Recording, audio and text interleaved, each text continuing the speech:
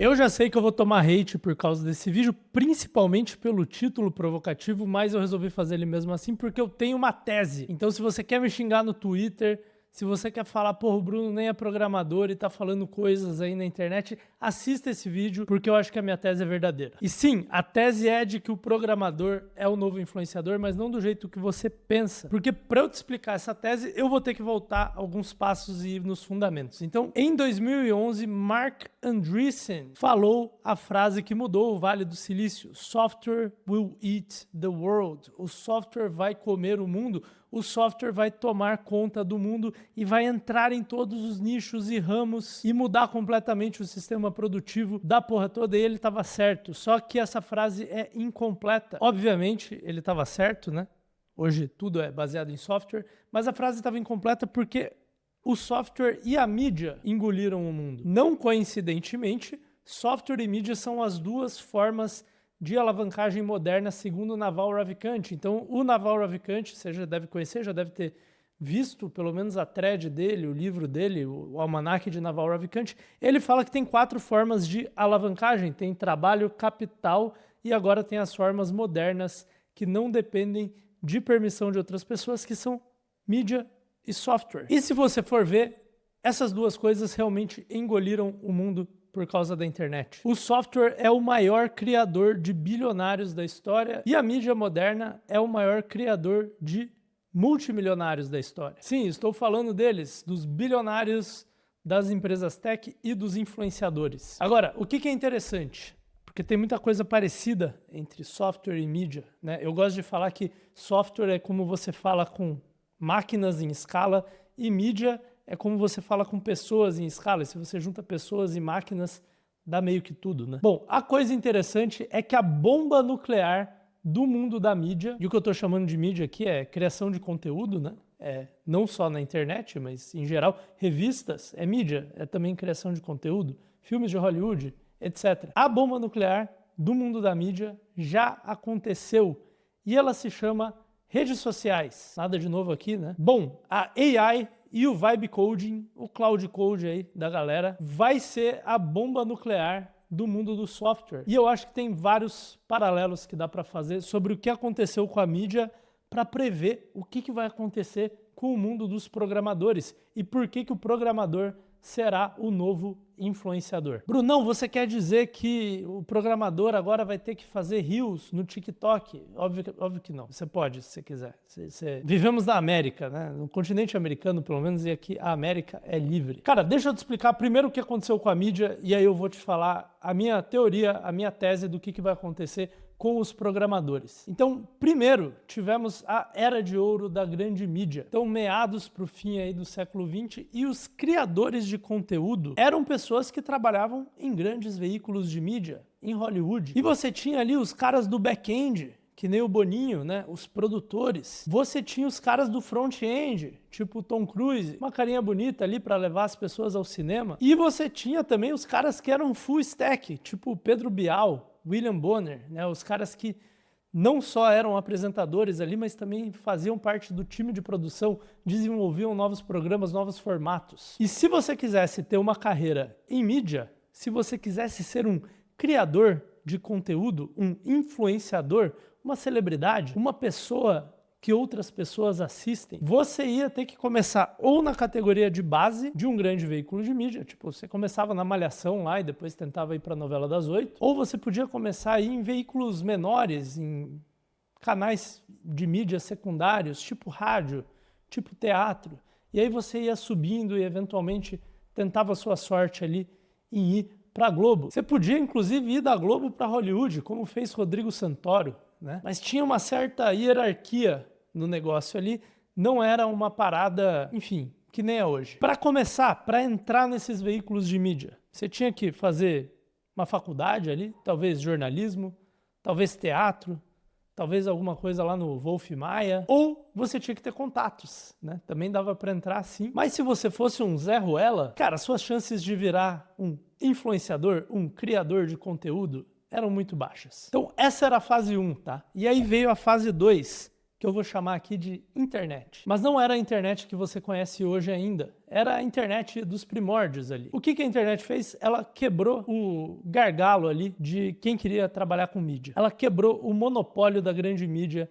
de quem vira talento, quem vira conhecido e quem não vira. Então, no começo da internet, todo mundo podia ter seu blog. Logo depois, todo mundo podia ter o seu canal do YouTube ali. Antes do YouTube virar o que virou hoje, nos primórdios do YouTube ali. E quem se arriscou, quem pegou essa primeira onda, provou que dava para viver de criação de conteúdo, de mídia, sem ser um ator ou um jornalista da Globo. Então temos grandes nomes aí como Castanhari, Whindersson, Felipe Neto, Gabriela Pugliese. Todas essas pessoas, eles eram desbravadores, estavam explorando um novo meio ali. E nessa época, ninguém levava eles a sério. A galera até dava uma zoada, né? É blogueiro, enfim, tinha esses termos. Só que aí veio a bomba nuclear. E a bomba nuclear da porra toda, que, cara, mudou completamente a parada, foram os Reels em 2020, os vídeos verticais. E por que eu tô chamando os Reels, os vídeos verticais, de bomba nuclear? Porque de uma hora para outra, se você quisesse criar conteúdo, você só precisava ter um celular. E todo mundo tinha um celular. E não só isso, levava tipo 30 segundos para você aprender a fazer um Reels. Você apertava o botão ali do app que você já utilizava e saía um Reels e você postava ele. Se era bom ou não é outra história, mas era muito fácil, entendeu? Antes no blog você tinha que entender de WordPress, tinha que ter vontade para fazer um blog. Nos primórdios do YouTube você tinha que ter, cara, um tripé, uma câmera. Não vendia tripé na Shopee, nem tinha Shopee ainda, entendeu? Você tinha que ir atrás, tinha que aprender um pouco de luz, microfone, não era tão fácil comprar. Cara, não era tranquilo, entendeu? Em 2020, vídeo vertical, você nem precisava de tripé mais, cara. Você pegava o celular aqui, apertava o botão e gravava alguma coisa. E as pessoas assistiam essa alguma coisa. E com essa proliferação de conteúdos, uma minúscula parte dos quais eram bons, vale a pena dizer, isso foi o suficiente para todo mundo, ou a grande maioria das pessoas, parar de ver TV. Então, cara, de 2020 para frente, eu acho que as pessoas só veem TV para ver o Big Brother, para depois gravar um Reels falando sobre, entendeu? E quais foram as consequências disso? E eu já chego no programador, tá? As consequências disso é que os orçamentos de publicidade migraram em peso da TV para as redes sociais, para esses novos criadores de conteúdo, para esses influenciadores. As marcas começaram a contratar eles para fazer publicidade, depois para fazer UGC, para fazer conteúdo nativo, né, sobre essas marcas, sobre seus produtos. E além disso, começou-se uma nova onda de que toda nova empresa, e muitas empresas antigas, começaram a também virar empresas de mídia. Tem até aquela frase, né? Ou você é uma empresa de mídia hoje em dia, ou você vai morrer, ou você deveria ser uma empresa de mídia. Então você começa a ver fenômenos tipo a CIMED, que é uma empresa farmacêutica, virou uma empresa de mídia. Você começa a ver influenciador lançando empresa de software. Enfim, tá uma loucura, mas aparentemente é para aí que as coisas vão. E aí, qual que é a minha conclusão aqui, tá, sobre esse arco do mundo da mídia, antes de eu fazer o paralelo com o mundo dos programadores, com o mundo do código? Bom, uma profissão respeitada, né? Teria ali os jornalistas e os atores, celebridades, mas enfim, os dois eram muito respeitados por estar na Globo, por estar em Hollywood. E uma profissão centralizada também, né? Eles tinham que estar na Globo ou no SBT, eles tinham que estar em Hollywood. Ela passou por uma fase de desbravadores da internet que ninguém levava a sério. E agora ela é praticamente 100% descentralizada, cara. Honestamente, a maioria das pessoas que eu conheço não pega suas notícias com jornalistas, eles pegam no Twitter ou no YouTube. A maioria das pessoas que eu conheço não assistem seu entretenimento na Globo. Eles assistem seu entretenimento no Instagram, no TikTok.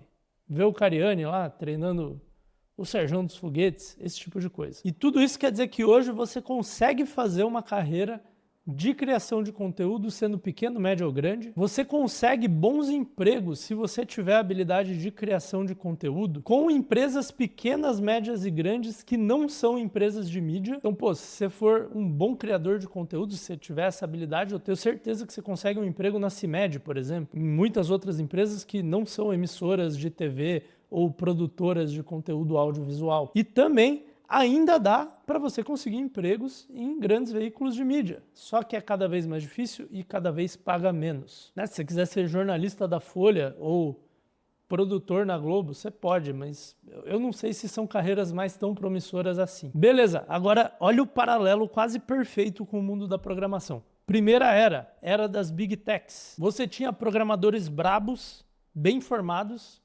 Computer Science, Stanford, indo trabalhar em Microsoft, Amazon, Apple, IBM, Palantir, Google, Netflix, etc. Aí veio uma internet mais difundida e quebrou esse pseudo-monopólio, né? Não era um monopólio tão forte quanto o da mídia, mas quebrou esse pseudo-monopólio e permitiu o surgimento dos indie hackers, dos bootstrappers. Então, assim como na mídia, né, a barreira para fazer software era a distribuição. E a internet quebrou essa barreira, né? Então, antigamente, se você quisesse fazer um software de edição de fotos, lembra do Photoshop? Ele vinha numa caixa. Você tinha que distribuir ele em lojas de informática.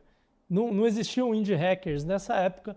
Com a difusão da internet, softwares em cloud, coisas assim, web apps, né? Você começou a ver indie hackers, bootstrappers, né? Surgiu o Peter Levels lá, e tudo isso foi mais ou menos ali em 2013. Deve ter gente que veio antes, mas foi mais ou menos nessa época ali, 2010, 2013. E esses caras, esses indie hackers, esses bootstrappers, que hoje são pessoas respeitadas, são pessoas até mesmo famosas, eles eram desbravadores num novo meio e, cara, ninguém levava eles muito a sério, não. Eram uns meninos fazendo um appzinho ali, entendeu? Que, sei lá, não vai dar muito dinheiro isso aí. Era assim que a galera via. Só que, mais ou menos até o ano passado, fazer um software sozinho, sem captar dinheiro dos fundos de investimento e contratando programadores e criando equipes e tal, fazer software sozinho, ser um bootstrapper, um indie hacker, era uma habilidade de nicho. Era um experimento dos early adopters, era uma coisa que pouca gente fazia e com razão. Era que nem ser youtuber em 2012, entendeu? Você tinha que querer muito aquilo. Dava um puta trabalho, não era uma coisa muito bem difundida. Só que isso é até agora. Porque assim como os Reels e os TikToks e os vídeos verticais foram a bomba nuclear do mundo de mídia, o Vibe Coding é a bomba nuclear da porra toda do mundo da programação. Assim como os Reels permitiram qualquer um criar um conteúdo em 30 segundos, sem saber fazer nada, no app que ele já estava utilizando. Agora você também pode criar um app rápido, sem saber codar, em 30 segundos, no app que você já está utilizando, porque todo mundo usa ChatGPT, Cloud, essas coisas hoje em dia, não é mesmo? E cara, não me leve a mal. A maioria dos Reels que surgiram em 2020 eram muito ruins. Só que algumas pessoas que começaram a fazer Reels lá, elas gostaram, elas desenvolveram novos estilos, elas descobriram coisas novas e apesar de não serem pessoas do audiovisual, não serem pessoas com formação ou conhecimento de storytelling,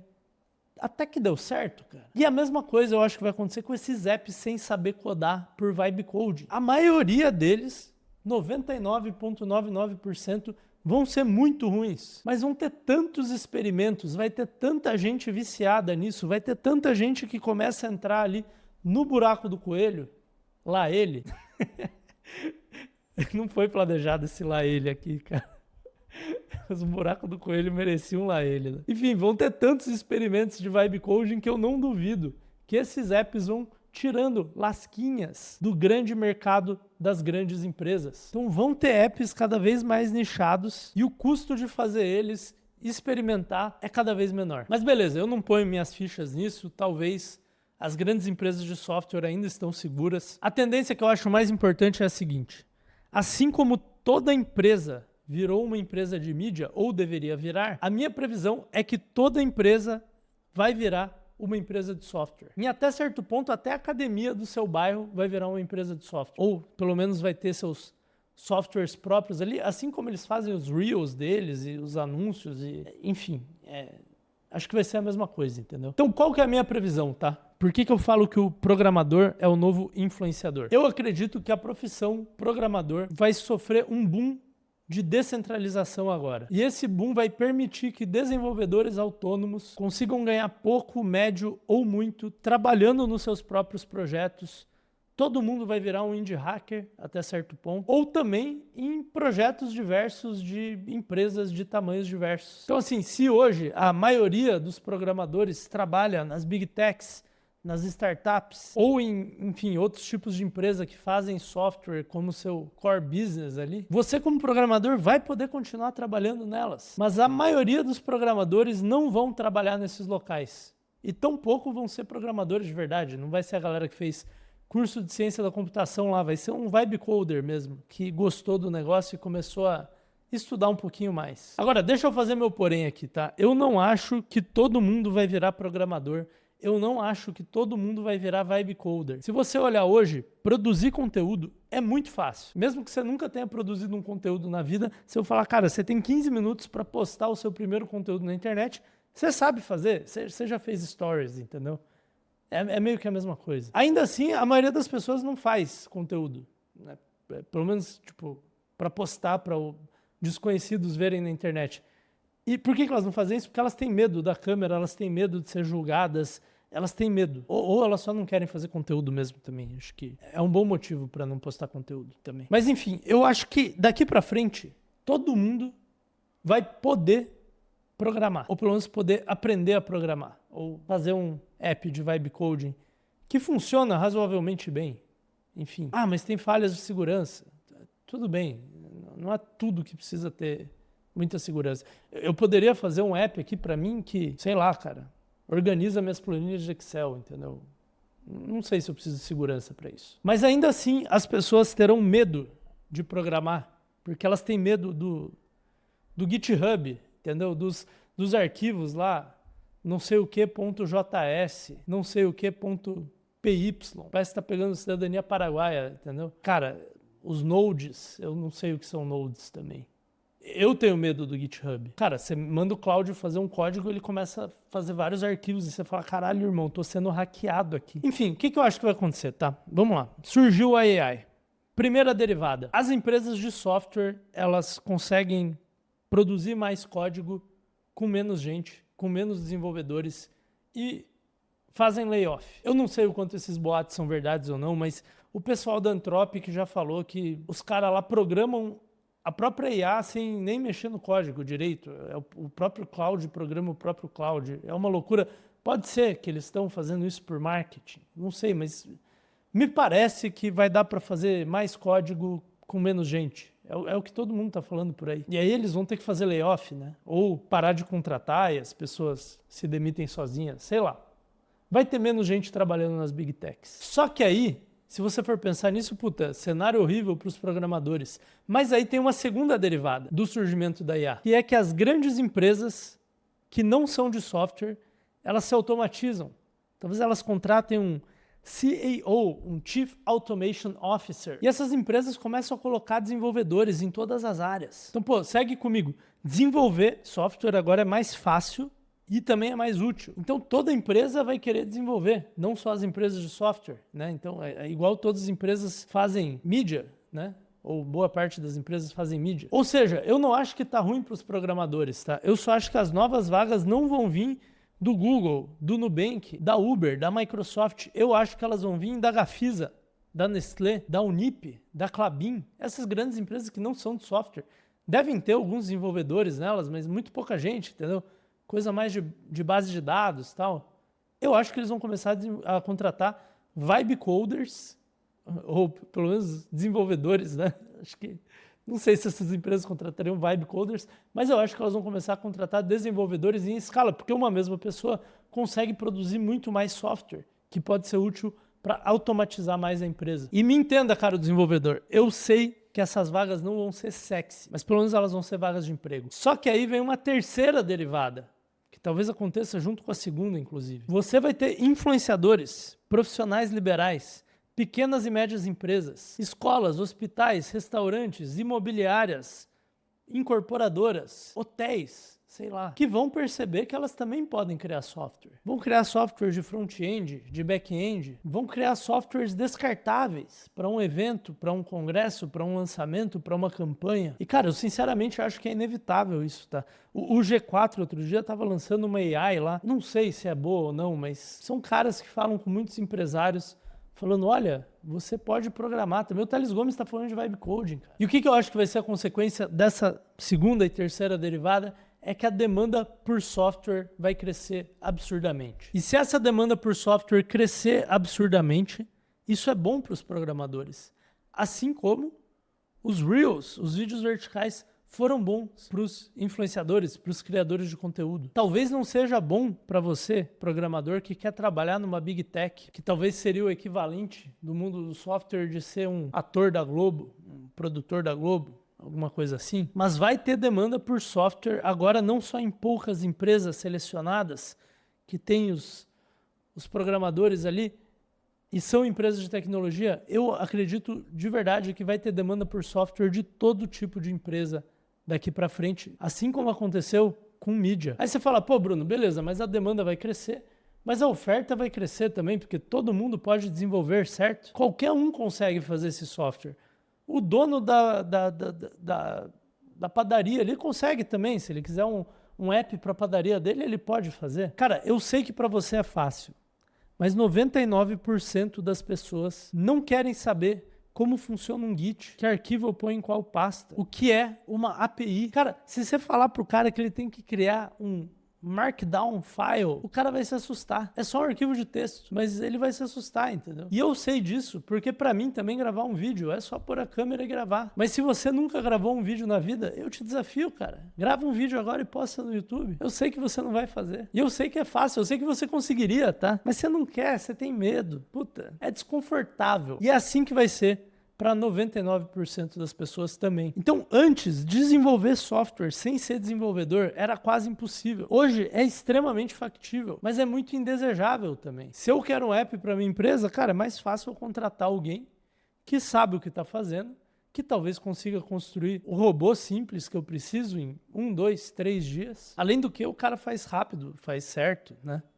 Não precisa, ele já passou pela curva de aprendizado. Então eu acho que o desenvolvedor médio do futuro, ele não vai ser igual o do presente. O desenvolvedor do presente é um cara mais técnico, ele manja de uma linguagem específica, ele sabe um framework, ele tem uma stack. O desenvolvedor médio do futuro, ele vai ser muito mais amador. Ele vai ser simplesmente alguém que não tem medo de mexer com código. E sim, isso vai baixar a média de qualidade da profissão. Mas tudo bem, cara, porque o grande crescimento da demanda vai ser de produtos muito mais simples, entendeu? Vai ser do cara da padaria que fala, irmão, você consegue criar um sisteminha que me dá um alerta quando os principais ingredientes aqui do meu estoque entram em promoção de 30% ou mais em um dos 5 atacadistas aqui perto? Você entendeu? É isso que o cara precisa. Você não precisa ser um especialista em cybersecurity para fazer isso. E aí você me pergunta, porra, Bruno, beleza, mas qual é o futuro da profissão então? Vão ser empregos fixos? Vão ser freelancers? Eu não sei, eu acredito que vão ser os dois. Na verdade, vão ser os três, tá? Eu acho que vai ter empregos fixos de desenvolvimento em tudo quanto é tipo de empresa. Pô, na moral, quando eu começar a contratar gente para esse canal, cara, a primeira pessoa que eu vou contratar vai ser uma de automação. Eu estaria sendo burro se eu não fizesse isso. Eu acho que vão ter empregos fixos para tudo quanto é tipo de empresa. Vai ter muito freelancer fazendo projetinhos por aí. Eu sei que isso já existe, tá, gente? Só que eu acho que vai ter infinito a mais. E vai ter um terceiro ainda, que é o indie hacker, né? Porque se você pegar os blogueiros da época em que eles eram desbravadores, a Gabriela Pugliese, o Castanhari, o Felipe Neto, o Whindersson. Quando veio a bomba atômica dos Reels, esses caras, eles não pararam, eles não ficaram para trás, eles ficaram gigantes. Eu acho que vai acontecer a mesma coisa com os indie hackers. Ou seja, resumo da história total, por que que o programador é o novo influenciador? Porque o programador era uma profissão centralizada em que o seu sucesso era previsível dependendo do naipe, do nível da empresa que você estava. Se você estivesse numa Big Tech, provavelmente você era muito mais bem sucedido. E, cara, a grande maioria dos programadores eram funcionários de alguma empresa de tecnologia. Era isso que acontecia no mundo da mídia antes também. Agora, eu acho que a profissão do programador vai se descentralizar. Você vai ter muitos profissionais autônomos, você vai ter muitos pequenos empreendedores, os indie hackers, os bootstrappers, os micro SaaS. Você vai ter pessoas pequenas ganhando mais dinheiro do que pessoas que trabalham nas Big Techs. Igual no mundo da influência, você tem o influenciador ali. Quando eu digo pequeno, eu digo assim, pequeno tipo, é só o cara e um celular, entendeu? Tem pessoas aí que são só a pessoa e um celular que ganham mais e são mais famosas que muitas celebridades. E além disso, a profissão vai ficar mais amadora com o tempo. Mas isso não é necessariamente ruim, porque quando você abre o TikTok, você não quer ver o William Bonner. Você quer ver uma coisa mais amadora mesmo. Continuou tendo os globais ali. E aí você adicionou em cima uma galera amadora em comunicação. Tipo eu aqui, porra, você não tá me assistindo? Eu não sou a porra da Globo, entendeu? Só que você tá me assistindo mesmo assim, porque a demanda quer coisas mais amadoras. Eu acho que vai acontecer a mesma coisa. Eu acho que a demanda vai querer appzinhos simples, robôs que automatizam coisas simples. E aí vai surgir uma grande oferta de vibe coders entusiastas que vai suprir essa demanda. Agora, se você viu esse vídeo inteiro e você ainda quer me xingar no Twitter, fica à vontade. Eu não tenho poder sobre você, mas o meu argumento está feito. E se você quiser saber o melhor jeito de empreender com IA, mesmo sem ser programador, vai ver esse vídeo aqui, que é sobre um dos modelos de negócio que eu acho que é um dos melhores que tem. Inclusive, a Y Combinator falou que é um dos melhores modelos de negócio que tem, e eu gravei o vídeo antes deles. Então, vai ver esse vídeo aqui.